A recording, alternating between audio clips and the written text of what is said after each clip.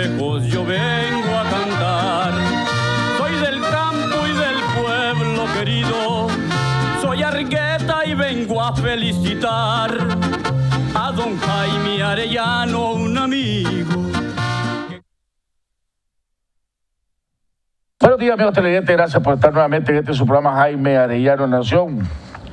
El día de hoy, como todos los martes, vamos a estar platicando con el doctor Francisco Aguirre Sacasa, el canciller de la República, ex embajador de Nicaragua en los Estados Unidos, el funcionario del Banco Mundial. Solo que esta vez lo tendremos en carne y hueso, aquí ya no vía Skype, ya está de regreso aquí en Nicaragua. Con él vamos a estar hablando sobre, siguiendo analizando la situación, la lucha que está teniendo el pueblo de Nicaragua para poder enrumbar este país nuevamente por la vía de la democracia, la institucionalidad y el Estado de Derecho. Una lucha que vamos ganando, una lucha que es difícil, complicada, larga, peligrosa, sobre todo contra un adversario, un enemigo que no titubea en hacer la maldad y ordenar la masacre a su propio pueblo. Pero cada día que pasa vamos ganando terreno. El día de ayer, en la sesión de la OEA, a pesar de que no estaba en agenda, se logró, gracias al apoyo liderado por los Estados Unidos, se logró que se tocara, que se pusiera en agenda y que la mayoría de los países, casi unánime diría yo, exceptuándolo, apoyaron la moción llamada de atención hacia el gobierno del presidente Ortega. Todo el mundo denunció y criticó la masacre que se está dando en este país. Y eso es otra victoria más en esta lucha contra la dictadura del presidente Ortega, doña Rosario Murillo. También ayer vimos con mucho agrado que la Organización de Comerciantes del Mercado Oriental anunciaron oficialmente el gran reto de empezar la desobediencia civil. No van a pagarle los impuestos a la alcaldía, no le van a pagar a Convema, no van a pagar la basura, no van a pagar a la alcaldía, no van a pagarle nada que tenga que ver al Estado. Así que felicitamos a la Organización de Comerciantes del Mercado Oriental. Y poco a poco se tienen que ir sumando y nos tenemos que ir sumando en esta desobediencia civil como un insumo más a la lucha que estamos llevando, que se están llevando de diferentes áreas, de diferentes sectores. El día de ayer hubo en el programa, tuvimos un debate con el doctor Noel Vidal alrededor de ese tema, que convenía un paro nacional o ir a una desobediencia civil y el paro nacional dejarlo como un último recurso, que parezca ridículo decir esa expresión.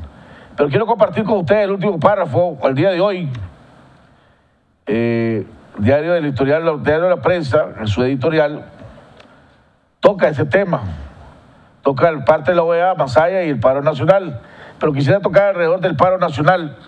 Tenga un poquito de paciencia porque es mi anteojo, así que me está costando leer. Dice, en la experiencia de Nicaragua, después del asesinato del doctor Pedro Joaquín Chamorro, ocurrido el 10 de enero del 78, hubo 2 paros nacionales en ese año con duración de 29 y 39 días. Los paros fueron convocados por una alianza de organizaciones empresariales, centrales sindicales y partidos políticos. Pero la dictadura somocista no cayó. Posteriormente, el 4 de junio de 1979, que fue lo que anunciamos el día de ayer, el Frente Sandinista y el sector privado y sus aliados llamaron nuevamente a un tercer paro nacional, que comenzó el día siguiente y ayudó hasta el derrocamiento del somocismo. Pero realmente lo que votó la dictadura no fue el paro, sino la lucha armada sandinista que derrotó militarmente a la Guardia Nacional. No hay que engañar a la gente diciéndole que solo hace falta decretar el paro nacional para que caiga la dictadura de Ortega y Murillo. Tampoco hay que ocultar los enormes e irreparables daños económicos que causan los paros nacionales, ni hacer creer que la economía arrasada se puede reconstruir fácilmente y con rapidez hacerla robusta, propia y equitativa. El paro nacional es una opción válida de lucha, sin duda, y la terquedad de la dictadura parece obligarla a utilizarla. Pero antes se debe de agotar las demás formas de lucha cívica y explicarle a la gente su verdadero alcance y consecuencias, que es lo que hemos estado diciendo. Hoy, por ejemplo, hoy es un día de pago para el sector privado, al impuesto. Hoy, la mayoría del sector privado, todo el sector privado, todo aquello que vayan a pagar y si tengan que pagar ese impuesto, no hay que pagarlo. También ya deberíamos de estar viendo las grandes filas en Unión Fenosa, en Norte, en Sur, presentando los reclamos de luz para no pagar los recibos de luz. La gran mayoría de todos los nicaragüenses, además, nos están robando. Gente que pagaba 900 pesos, le llegaron recibos de 1.700, 1.800. Gente que pagaba 10.000 pesos, le llegaron a pagar 17.000 Córdoba en su negocio. Entonces, si nos están robando, ¿por qué vamos a dejar que nos roben? Cada centavo que paguemos ahí es plata que le estamos dando a Ortega para que siga masacrando al pueblo de Nicaragua. No hay que poner en la gasolinera DNP combustible.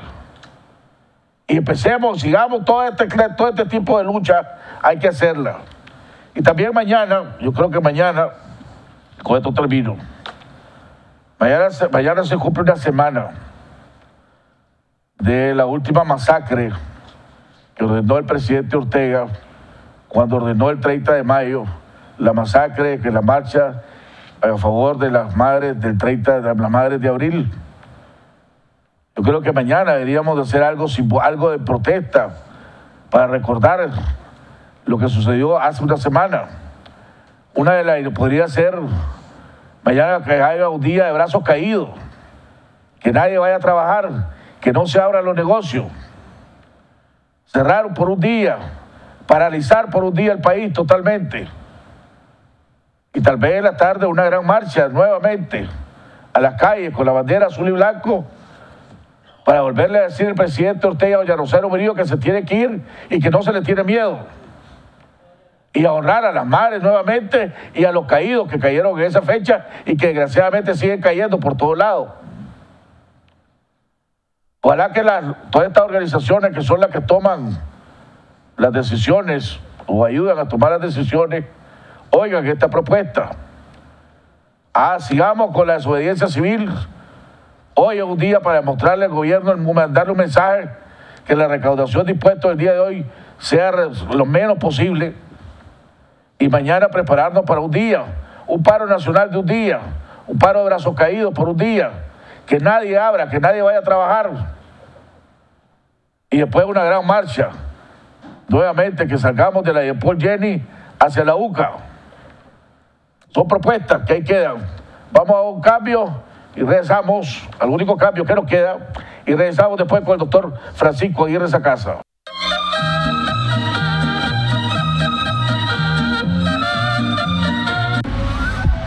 Mamá y papá se preparan con la mente fija en los premios y a correr. Banco Ficosa te trae el Shop and Run para mamá y papá. Participa comprando con tus tarjetas de débito y crédito de Banco Ficosa y gana uno de los 2 premios para llevarte todo lo que querrás de Cinza Megatienda en 15 minutos. ¿Estás listo para correr? Banco Ficosa, comprometidos a ser mejores.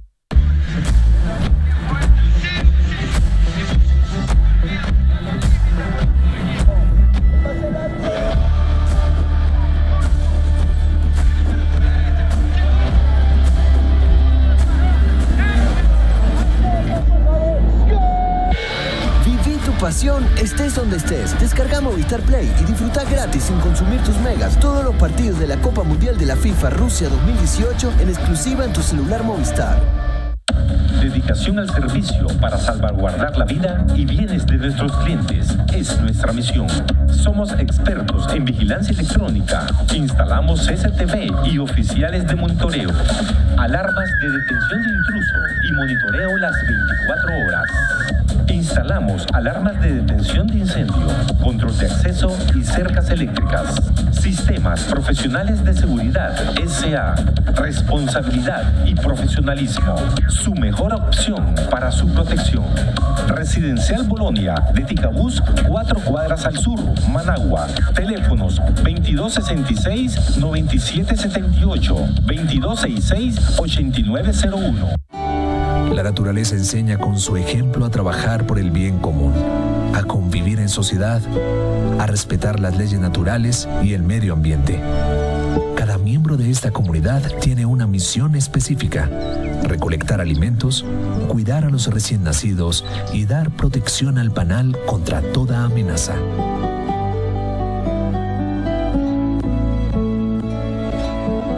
En Provisa, su seguridad asegurada.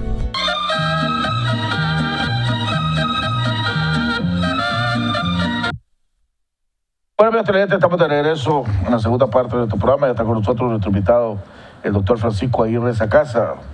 Doctor Aguirre, bienvenido nuevamente. Muchas gracias, a este programa y de regreso a su país. Muchas gracias, Jaime. Comentarios. Bien rápidamente, porque sé que tenemos muchos temas en la agenda. Quería comentarte cómo veo yo al país. Entrando, después de haber estado fuera solo 3 semanas, pero 3 semanas llenas de acontecimientos importantes, ¿verdad? Incluyendo la marcha del 30, la masacre de la marcha y el levantamiento de tranque en todo el país, incluyendo en la ciudad de Managua. Y quería compartir con los televidentes del programa varias cosas. Primero, el avión en que yo vine de la Delta esa noche. Es un avión que tiene una capacidad, Jaime, para 160 pasajeros. Ese avión, normalmente, en la época antes de la sublevación cívica, pacífica, nacional, venía lleno, ¿ok? Y regresaba a los Estados Unidos lleno. Es el único vuelo al día que hay de Managua, Atlanta y de Atlanta a Managua, de la línea Delta. Si habían 30 personas a bordo, Jaime, era mucho. Y le pregunté a la tripulación, ¿y con cuánta gente regresan ustedes mañana a Atlanta? Digo, sí, Atlanta. Entonces me dijeron tal vez 100. Ahora 100 sería una fracción de lo que volaba Atlanta en tiempos normales, llamámoslo así. Pero 30 ni siquiera cubre el combustible de ese avión, ¿verdad? Entonces la pregunta que yo me hago con personas que viajan mucho con Atlanta, porque me hace fácil la llegada después a Washington y porque me gusta el aeropuerto de Atlanta, es que ¿cuánto tiempo va a continuar Delta volando con 7 vuelos a la semana a los Estados Unidos? Ellos no son como American, que tiene hasta 3 vuelos algunos días, ellos solo tienen 1, pero ese vuelo ahorita es una ruta que está perdiendo plata ahorita para Delta.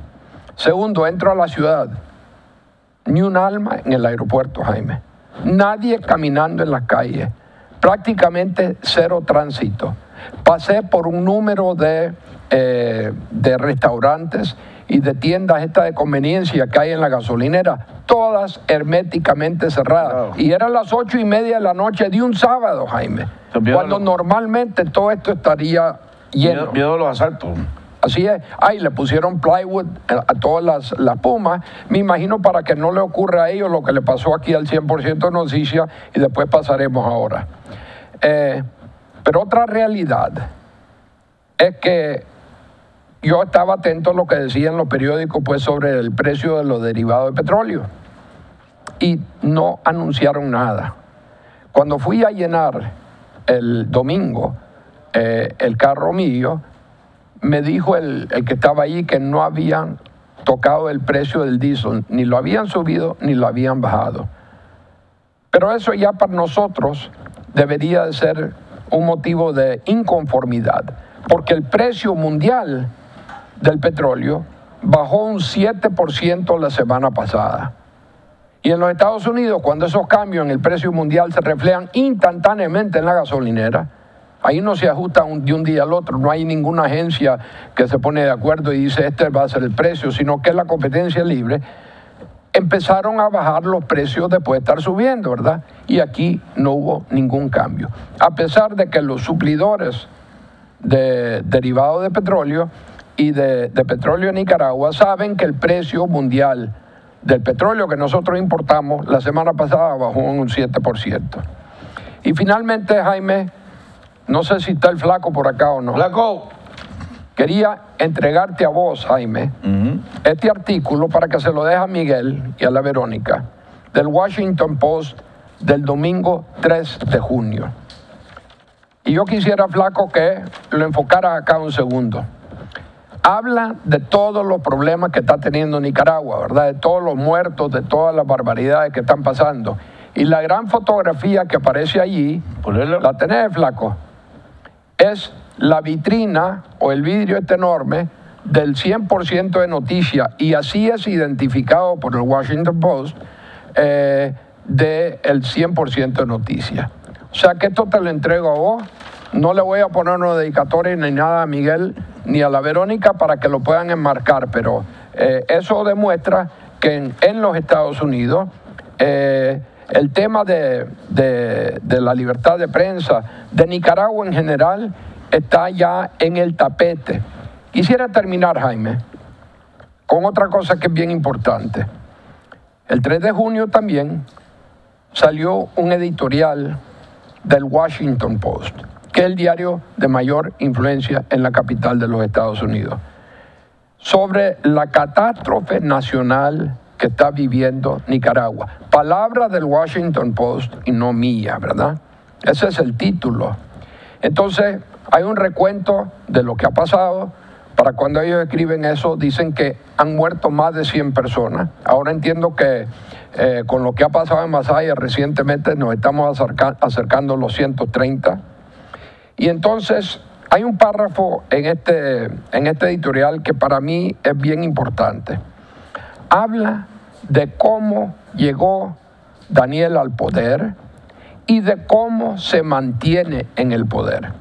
Y voy a traducir literalmente lo que dice el Washington Post sobre cómo él se mantiene en el poder.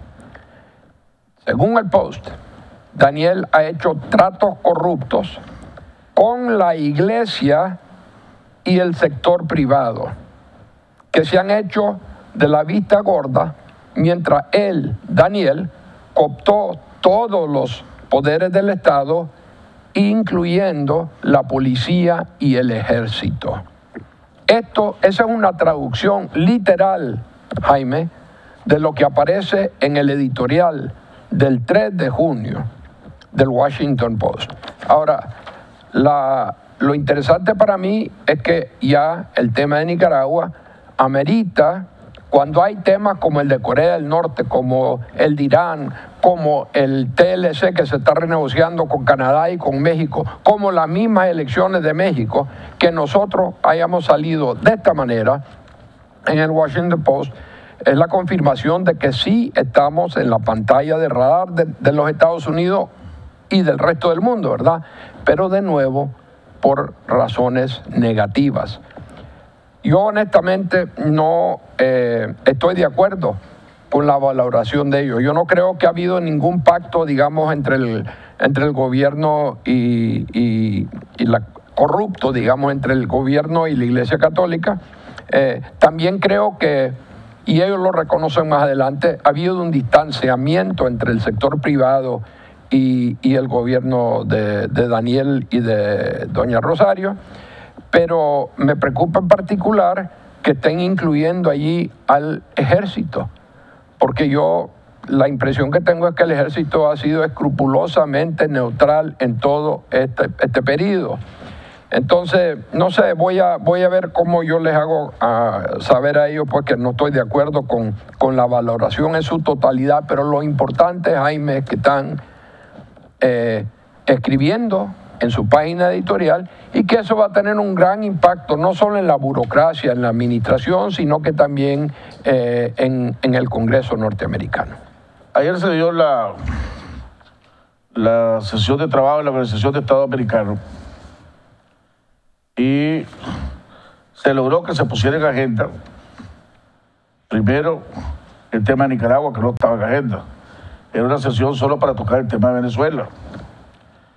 Entonces, según lo que me han dicho, el haber logrado que se pusiera en agenda fue una enorme victoria. Por lo general sucede muy pocas cosas que los cancilleres acepten, que se cambie o que se agregue o que se cambie la agenda de un momento para otro.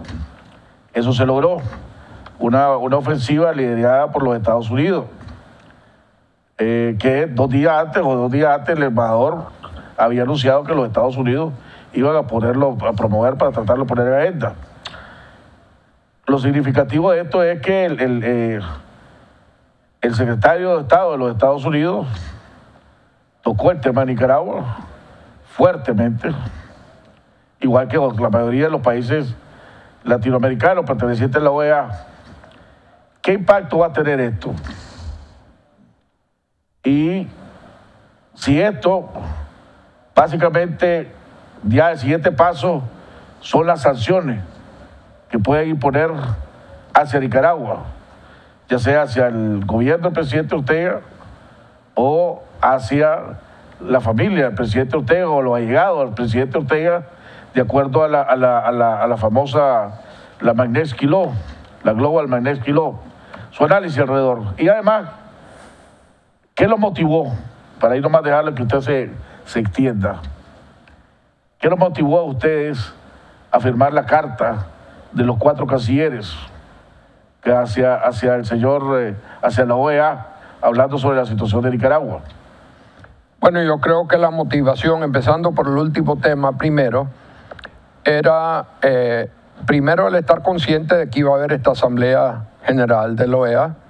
No era una asamblea extraordinaria, sino que una general, y como bien señala vos, el tema de sustancia mayor iba a ser Venezuela. No estaba, como dijiste vos, Nicaragua en la agenda.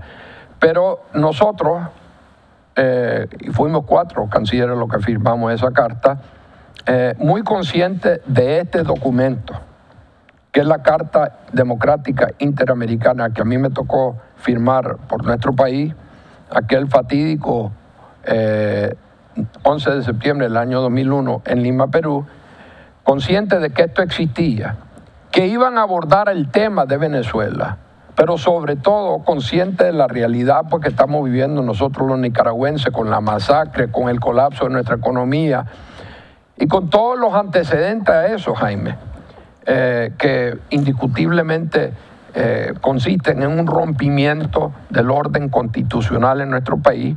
Decidimos que era importante que la voz de 4 ex cancilleres de Nicaragua se hiciera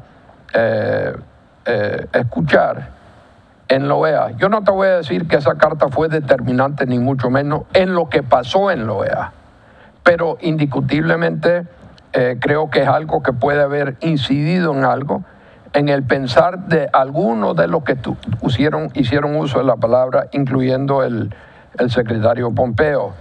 Ese es el secretario de Estado nuevo norteamericano.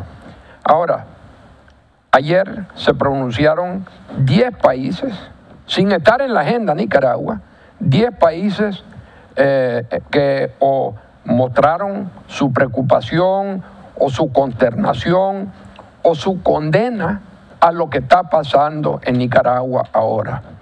Quizá la que fue más fuerte en todo esto fue, y la estrella, llamémosla así, de la reunión de ayer, además del secretario Pompeo, por ser el representante del país, que es el más importante en cuanto a contribución, aporte a la OEA financiera, porque el 60% de los fondos de la OEA provienen del gobierno norteamericano, pero con la excepción de Pompeo, yo diría que fue la vicepresidenta y canciller de Costa Rica, Campbell, ¿verdad? Que fue muy dura en cuanto a Venezuela y también duro en cuanto al caso de Nicaragua. Pero no solo fueron Costa Rica y los Estados Unidos que se pronunciaron sobre el tema de Nicaragua, sino que 10 países, básicamente el grupo de Lima que se conoce, pero incluyen el primer accionista de la OEA, Estados Unidos, el segundo de la OEA, Brasil, el tercero, Canadá, el cuarto, Argentina, Colombia, Perú, Chile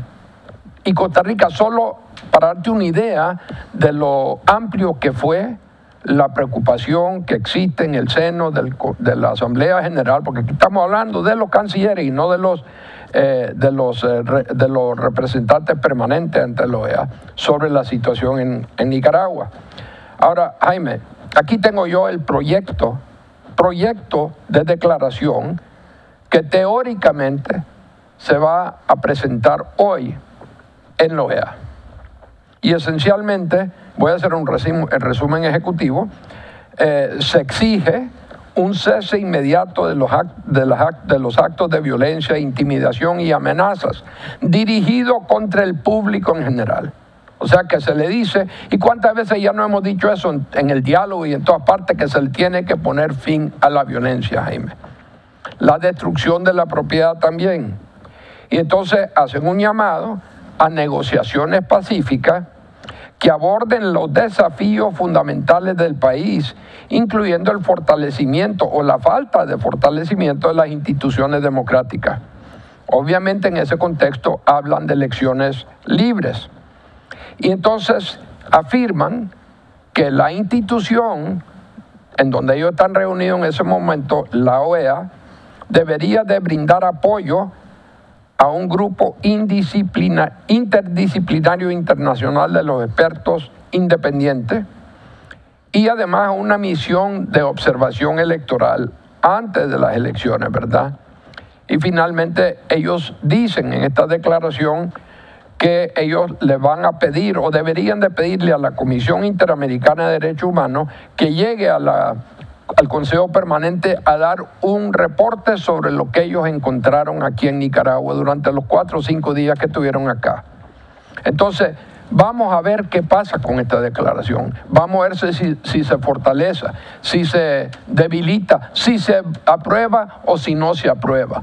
Pero por lo menos lo que se ha logrado en la OEA es poner en el tapete, de hecho, a Nicaragua en un momento que todo el mundo pensaba que el único tema que se iba a abordar era el tema de Venezuela. Necesitan 18 votos, ¿no?, para poderlo aprobar.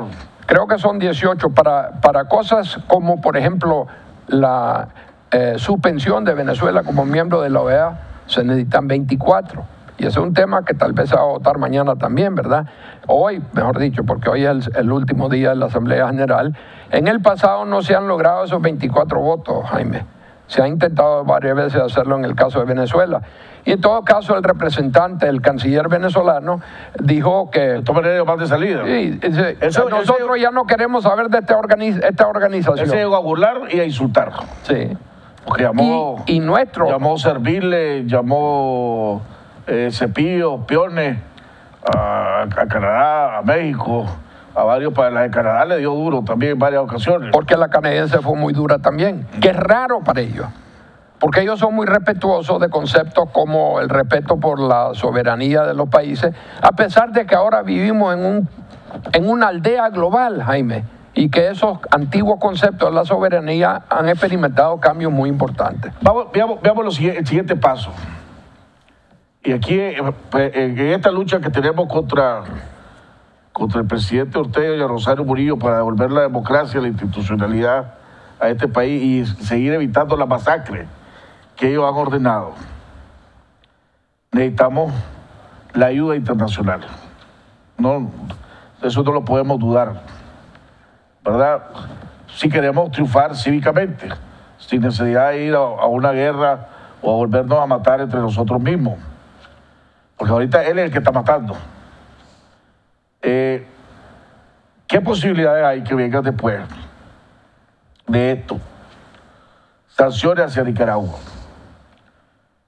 Pero no solo sanciones directas, sino, no sé si la expresión es correcta o no, usted me va a corregir, lo que yo le llamo sanciones indirectas.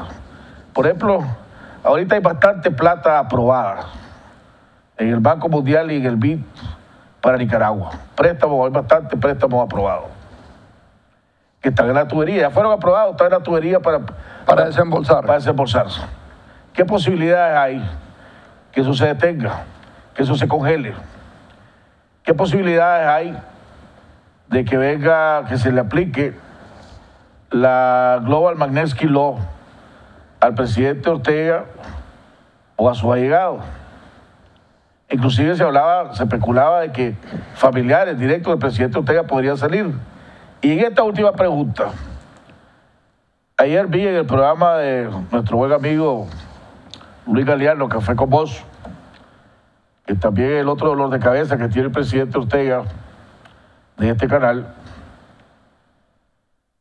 el canciller Norman Caldera diciendo, o desde su punto de vista, aclarando, diciendo que habíamos varios, y me digo yo que habíamos varios porque yo soy el que creía también, o creo esto, que la Global Magnitsky Law, por ejemplo, no se le puede aplicar al presidente Ortega, porque la ley Magnitsky no se le puede presentar a un presidente que esté en funciones.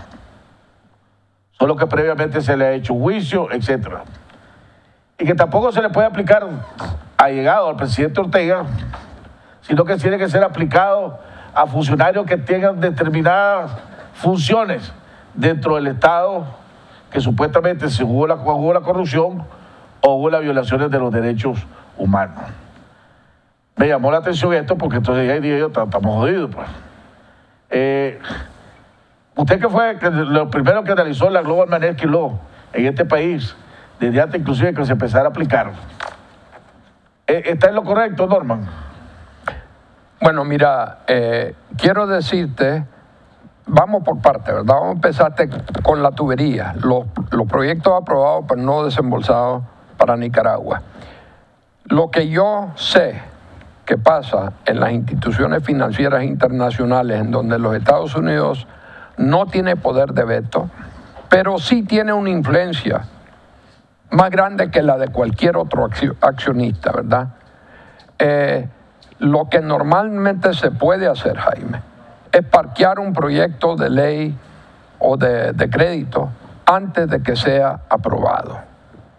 Esa es la presión que los Estados Unidos, gobiernos norteamericanos en el pasado, gobiernos de otros países que tienen un peso importante en el Banco Mundial, como eran Gran Bretaña, Francia, ahora la China, porque es un accionista importante.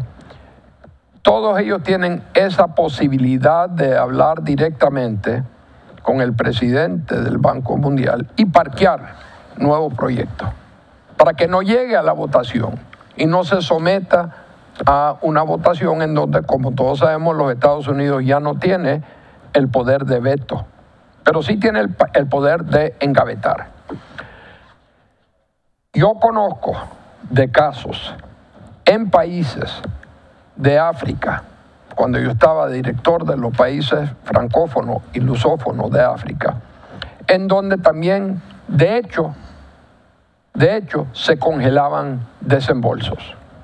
Pero típicamente eso ocurría porque había, lo que estamos viendo en nuestro país actualmente, una situación de violencia, de caos, etcétera, tan grande que la ejecución de los proyectos ya no se puede lograr, ¿verdad? O porque es tan enorme la percepción de que el gobernante está actuando de una manera totalmente deplorable para con su población, se parquean también los desembolsos, se pueden parquear. Hay siempre, Jaime, en estas instituciones que se jactan de ser técnicas, siempre se juega la carta política. Te voy a dar el ejemplo de un país en donde eso pasó. Lo que nosotros antes llamábamos el Zaire, y que ahora se llama el Congo, cuando Mobutu Sese Seko era el presidente, y había un despelote en ese país. Entonces, en ese caso, no solo se parquearon o se engavetaron nuevos préstamos o créditos al Zaire, sino que también los desembolsos se pararon. ¿Ok? O sea que esa es la respuesta a tu primera pregunta. La segunda tiene que ver con sanciones norteamericanas, ¿verdad? Dirigidas hacia personas. Cuando vos y yo hemos hablado en el pasado, ya sea por Skype o en persona, yo te he dicho que los Estados Unidos iba a comenzar a usar ese instrumento en lugar de algo más amplio como el NICA Act, ¿verdad? Para hacerle menos daño a la población y más daño a lo que son los responsables del problema del irritante político que hay en el país. Y vimos cómo eso se dio en diciembre del año pasado para Roberto Rivas, ¿verdad?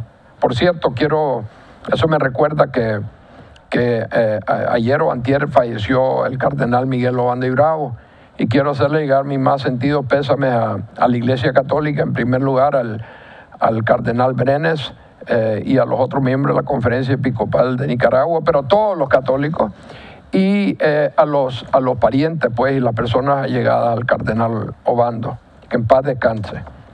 Ahora, volviendo al tema, el Global Magnitsky que se le aplicó a Roberto Rivas que era presidente de un poder del Estado en el momento que se le aplicó, Jaime. Era el presidente del Consejo Supremo Electoral. Es la mejor muestra de lo que yo sostengo. Y es que el Global Magnitsky se le puede aplicar a cualquier persona, estando en el gobierno, siendo incluso el jefe de Estado de un país, o a cualquier otro allegado a él. Ahora, en Venezuela están sancionados, pero no necesariamente por Global Magnitsky. Pueden ser otros instrumentos porque existen muchos, Jaime. A Maduro y ahora a Diosdado Cabello. Uno, el presidente de la República, y el otro, un prominente e importante jugador en el aparato, en el establishment del chavismo primero, ahora del madurismo. O sea que la respuesta a tu segunda pregunta es que las sanciones se pueden individualizadas con Magnitsky o otros instrumentos norteamericanos que abundan, Jaime, si es que hay la voluntad allá, ¿verdad? En los Estados Unidos de hacerla, hay toda la posibilidad de aplicarla. Déjeme. Y ese es un hecho y no un cuecho. Déjeme decirte ahora, usted que vive allá, pasa por allá buen tiempo, platica. ¿Cuál podría ser la excusa de los Estados Unidos de no aplicar sanciones? Digo esto pues la vez pasada platicando vía el personal y vía Skype con gente de los Estados Unidos, le decía yo a ellos, pero un momentito, si Nicaragua no le está pidiendo un favor, no es un favor el que le van a hacer a Nicaragua, es un favor que ustedes mismos se están haciendo, porque tenemos un enemigo común. La democracia aquí en Nicaragua, el Estado de Derecho aquí en Nicaragua, los que queremos la libertad, la democracia, tenemos un enemigo que se llama Daniel Ortega. Ustedes tienen otro enemigo, el mismo enemigo es de los Estados Unidos. El presidente Ortega no lo quiere. El presidente Ortega cada vez que le puede hacer daño a los Estados Unidos, se lo va a hacer. Y si pudiera convertir en Nicaragua en una base rusa para espiarlo y para hacerle daño, lo está haciendo. Entonces le digo yo, no es que nos van a hacer un favor. Tenemos un enemigo en común. Entonces, ¿por qué no nos ayudamos? ¿Por qué no se ayudan ustedes o nos ayudan a nosotros a terminar con ese enemigo en común que tenemos? Entonces, ¿cuál excusa podrían ocupar los Estados Unidos para no aplicarle sanciones al presidente Ortega? Bueno, no sé si te acordás, pero hace más de... en el año 2016, cuando Daniel abandona la política, digamos, astuta internacional que manejaba, a pesar de la retórica que en muchos casos era incendiaria contra los Estados Unidos, yo te dije que Daniel había quedado sin amigos en Washington. ¿Te acordás, Jaime?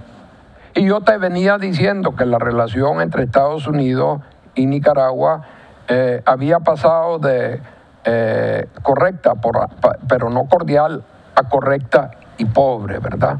Ahora yo creo que estamos, y tenemos que estar todos de acuerdo de que objetivamente viendo esa relación, está pasando por uno de sus peores momentos en mucho tiempo, Jaime.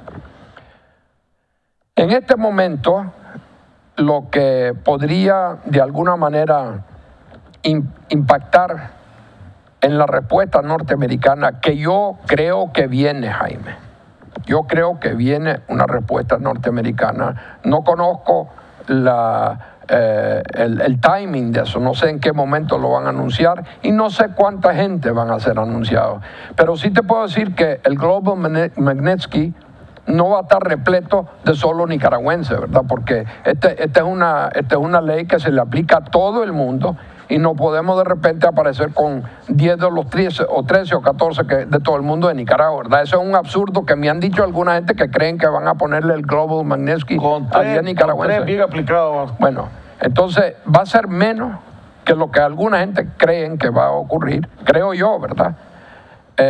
Porque acabo de leer una declaración de aquel Ponce, ¿te acordás? De Freedom House, diciendo ahora que se le debería de aplicar la ley Magnitsky a varias personas, y Freedom House tiene insumos para la aplicación de ese tipo de sanción.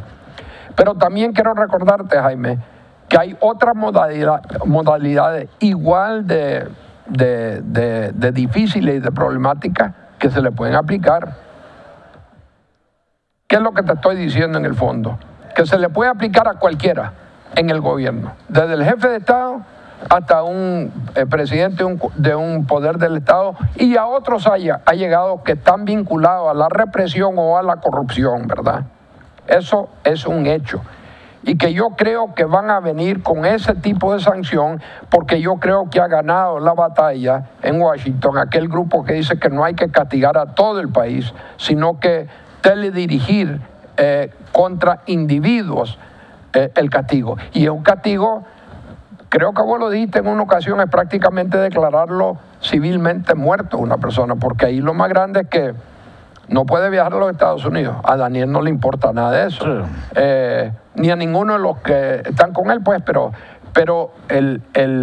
todos los activos de esa persona financieros que de alguna manera entran al sistema mundial financiero, que es controlado por las democracias de Occidente, incluyendo los Estados Unidos, es congelado o está sujeto a la congelación, Jaime.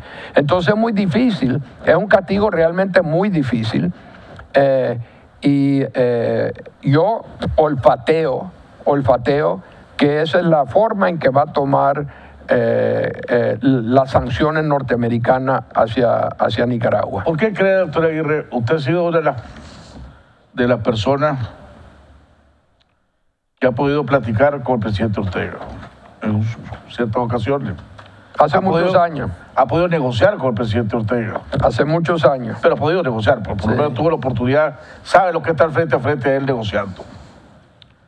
Siempre los dos hemos coincidido en que es una persona muy hábil políticamente, muy inteligente políticamente.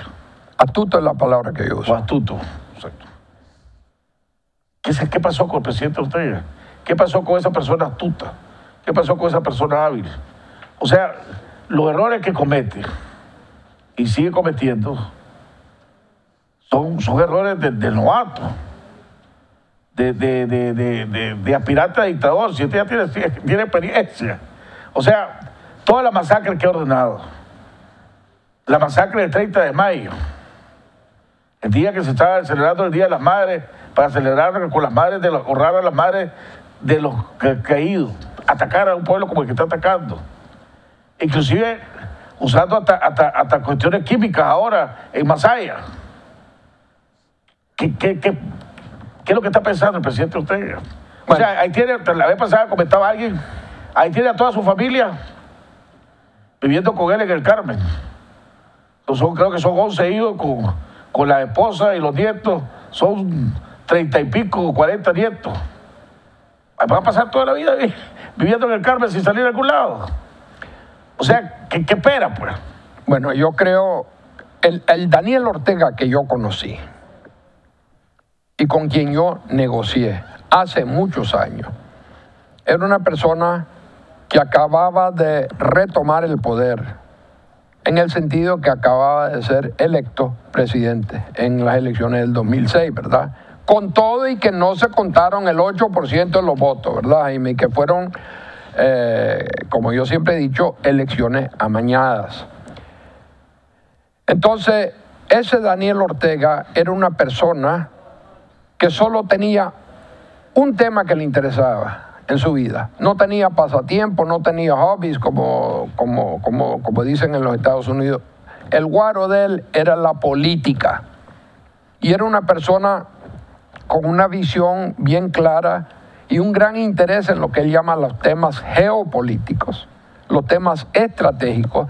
Una persona que no veía a corto plazo la política, sino que a mediano y largo plazo.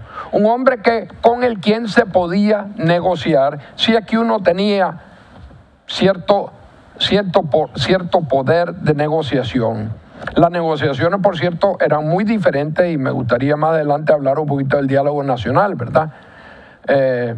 hubo cobertura en el caso de mis encuentros con él, siempre con los medios, pero después de las negociaciones, ¿verdad? No durante las negociaciones, porque yo tengo un problema con negociaciones de índole política o serias de cualquier naturaleza que son abiertas, digamos, a los medios, a como ocurrió en la primera sesión plenaria, por ejemplo, del diálogo nacional. Pero eso es un punto aparte y tiene que ver con las modalidades de negociar.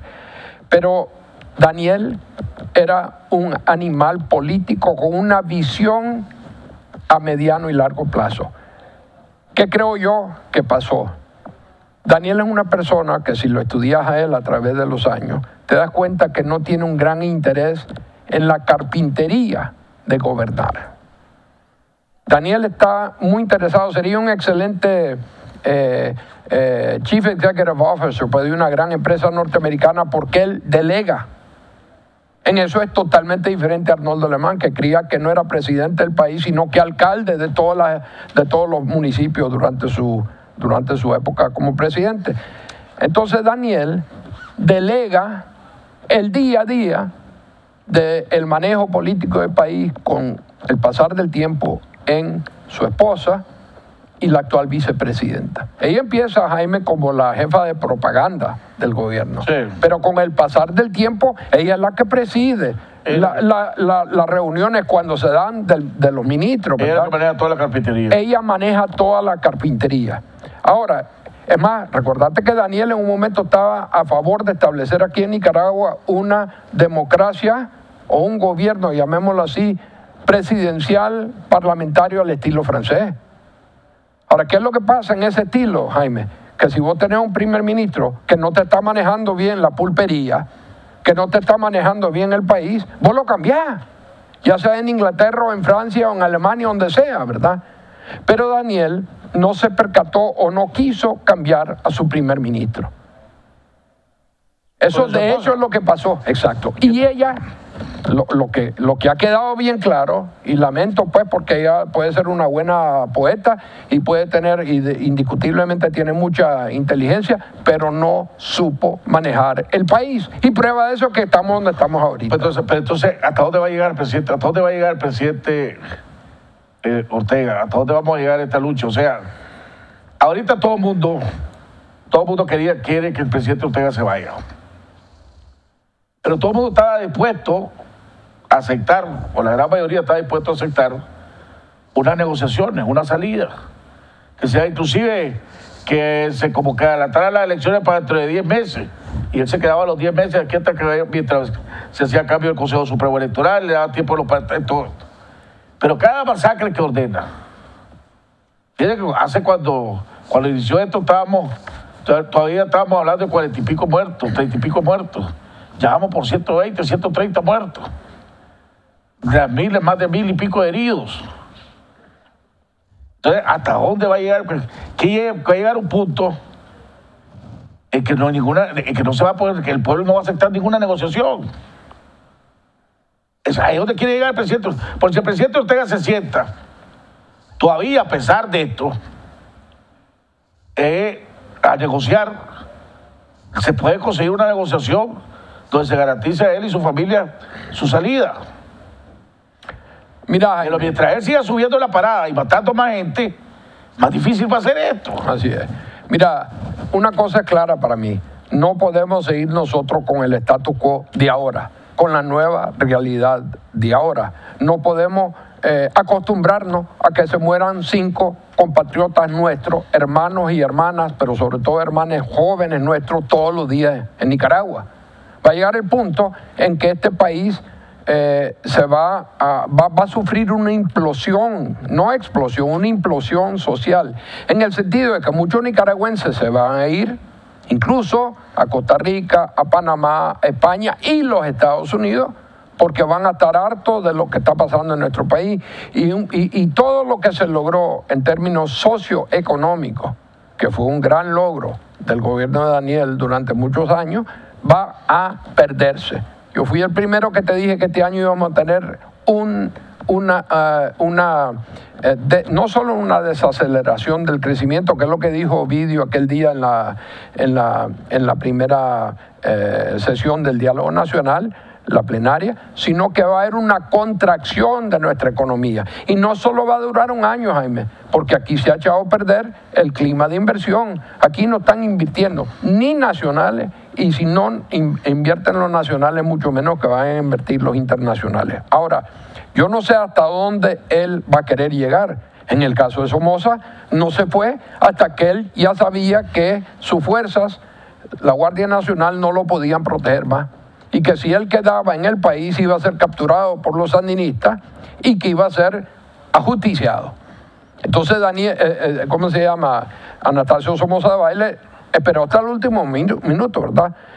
Maduro es otro que está jugando tiene el respaldo total del ejército. Bueno, pero esa es la gran diferencia en Nicaragua, por eso es que no estoy contento o satisfecho, digamos, con la valoración del Washington Post. Yo creo que ellos dicen que ellos no han comprendido la sutileza de este mosaico tan complejo que es la realidad política nicaragüense. ¿Usted cree que al fin y al cabo, y no estoy hablando que sea públicamente, pues, pero va a llegar un momento en que el alto mando del ejército le va a tener que decir al presidente Ortega, mire, hermano, no, mira, y es hora de... Yo quisiera contestarte esto con dos observaciones. El ejército, por ejemplo, al presidente alemán, cuando el presidente alemán hizo unos comentarios que se consideraban en ese momento inapropiados y peligrosos para el sistema bancario, y casi le cuesta que se quebrara un banco donde el ejército tenía la mayor de acciones, el Estado Mayor lo esperó en el aeropuerto.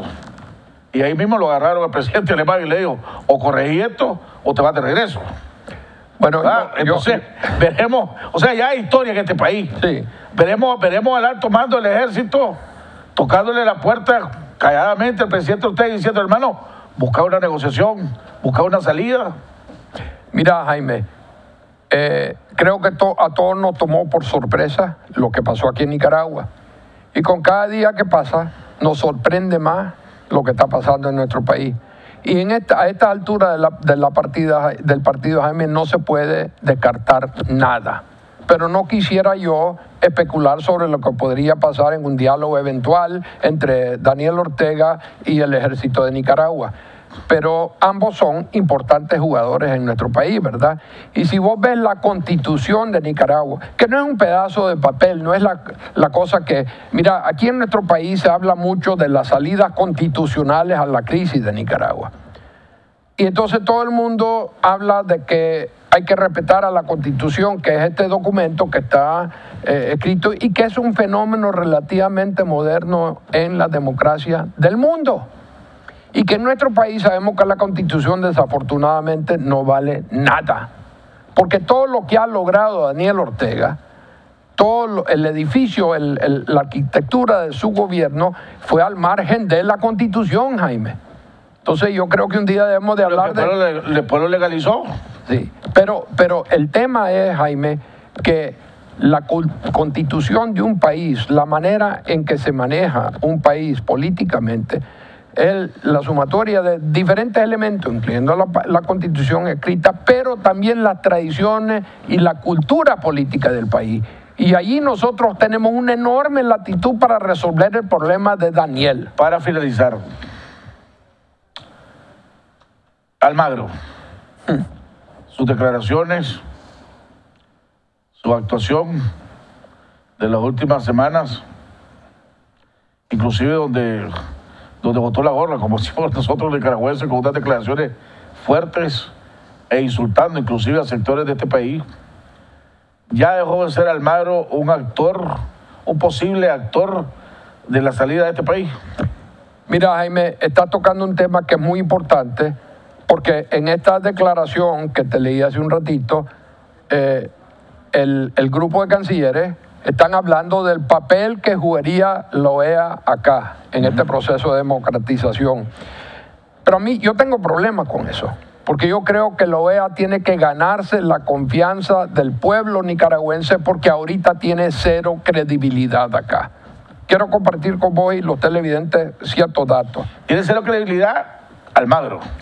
Y la OEA. Y te voy a decir por qué. No la Comisión Interamericana de Derechos Humanos, que en 4 o 5 días hizo un maravilloso trabajo acá en Nicaragua, ¿verdad? Salió con un informe contundente sobre lo que había pasado en el país y va a tener que darle un informe a la Comisión Permanente de la OEA sobre lo que encontró. Pero ¿cuál es nuestra experiencia con la OEA? El 15 de octubre del año 2016, del año 2016, Jaime, se establece una mesa de conversación entre Daniel Ortega y la OEA, el señor Almagro, ¿verdad? Y el memorándum de entendimiento que iba a teóricamente resolver a todos nuestros problemas estructurales electorales, se firma el 28 de febrero del año 2017. Y hasta la fecha de eso no ha salido absolutamente nada. Y todo lo que han hablado, que a lo mejor no es nada, ha sido hecho a espaldas de la población. Aquí venían misiones del señor Penco y de otros funcionarios de la OEA que regresaban a Washington teniendo citas esa misma tarde con personas de Nicaragua y no había explicación de lo que estaba pasando. Desde que nombró al señor Penco, que ya había avalado elecciones anteriores en este país, como acompañante, no como observador. Eso, como acompañante, ya desde ahí había perdido credibilidad e imparcialidad. ¿Cómo se llama? Almagro. Y Almagro terminó de enterrarse para mí. Cuando él le preguntan en repetidas ocasiones en Washington, nicaragüenses que llegaban a lugares donde él estaba, que si él creía que era o no una dictadura la de Daniel y Rosario. Y él dijo, en el continente americano solo hay 2 dictaduras, la de Venezuela y la de Cuba. Entonces en ese momento, perdóname Jaime, él ya pierde toda beligerancia. Ahora, ¿cómo puede decir él que no es una dictadura cuando, si vos lees el comunicado de la conferencia episcopal el 31 de mayo, donde ellos están explicando el por qué van a suspender el diálogo, incluso la mesa de 3+3, ellos claramente enuncian su profundo dolor por los violentos acontecimientos perpetrados la noche de ayer, hablando del 30 de mayo, ¿verdad? Y condenan enérgicamente todos estos hechos violentos. Hablan de la violencia inhumana del gobierno de Daniel Ortega, porque aquí cuando estamos hablando de la justicia, no solo vas a juzgar al que está jalando el gatillo, sino que a toda la cadena de mando. A los directores intelectuales. Y entonces dice, los obispos de la conferencia episcopal condenamos todos estos actos de represión de parte de grupos cercanos al gobierno y queremos dejar claro que no se puede reanudar la mesa del diálogo mientras al pueblo de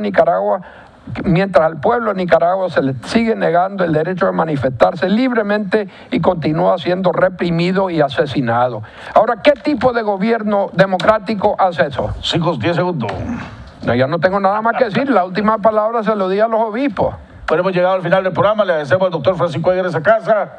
Nos vemos el día. Acuérdense, hay que seguir con las marchas, hay que seguir con la protesta, hay que seguir en la calle, hay que seguir respaldando a los estudiantes, hay que seguir respaldando a los campesinos, hay que seguir respaldándonos uno al otro, ¿verdad? Vamos ganando esta lucha, vamos ganando, vamos recuperando, vamos poco a poco recuperando el país. Ya no hay miedo hacia el presidente Ortega, ¿verdad? Así que sigamos con la desobediencia civil y preparemos algo para mañana, para recordar la masacre de hace una semana del 30 de mayo que ordenó el presidente Ortega y su gobierno. Nos vemos mañana en otro interesante programa aquí, Jaime Arellano en La Nación.